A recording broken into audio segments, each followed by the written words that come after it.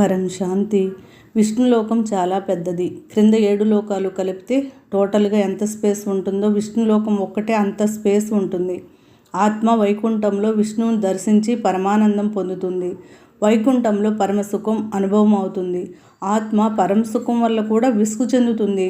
అక్కడ వెరైటీ సుఖం అనుభవం అవుతుంది. అక్కడ 50% పరమతత్వం, 50% 3 తత్వాలతో శరీరం ఉంటుంది. ఆ పైన శివపురి వెళితే అది పూర్తిగా పరమతత్వం యొక్క ప్రపంచం.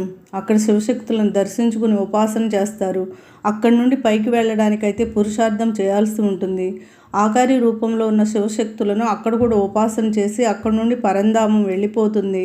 పరంధామంలో ఆత్మ అప్పుడు కైవల్య స్థితి, నిరాకార స్థితిని పొందుతుంది.